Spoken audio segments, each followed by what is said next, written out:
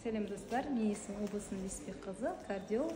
Сіздерге бүгін механикалық тонометрмен, сонымен қатар автоматты түрде аппарат тонометрінің айырмашылығын айтатын боламын. Механикалық тонометр ол өзінің манжетасынан, мынандай жұмысшасымен манометріне, яғни өлшеуіш құралынан тұрады. Сонымен қатар осындай стетоскопы болады міндетті түрде. Ал аппарат өзінің аппараты, өлшейтін аппараты және осындай манжеткасынан болады. Қандай екеуінің айырмашылығы бар? Механикалық тонометрде оны арнайы оқыған, үйреніп алу керек болады. Оқып, үйреніп, или білетін адамдардан сұрап, қалай жасау керектігін түсінуге болады. Ал автоматты түрде тонометрлер ол ешқандай оқудың қажеті жоқ.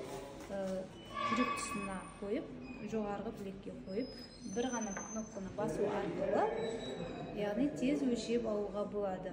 Бірақ автоматты түрдегі тонометрлердің механикалық айырмашылығы кейбір жағдайларда, яғни аритмияларда, жүрек аритмияларында, қолдың немесе аяқтың қан тамырларының атеросклерозында ондай айырмашылық байқалуы мүмкін. Ондай жағдайда аппарат, осындай автоматты түрде аппаратпен 3 мәрте өлшеп, соның ортағын алып есептеу керек. Сонда ғана нақты қан қысымын анықтауға болады.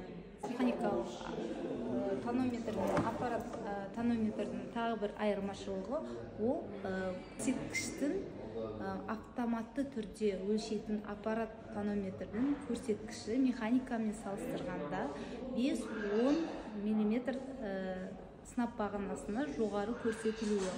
Оны сіздер үйде де болмаса осындай поликлиникаға келген, емханаларға келген кезде де байқаған боларсыздар. Болмаса үйде механикалық тонометріңіз бар болса, аппарат тонометріңізбен салыстырып көрсеңіз де байқайсыздар.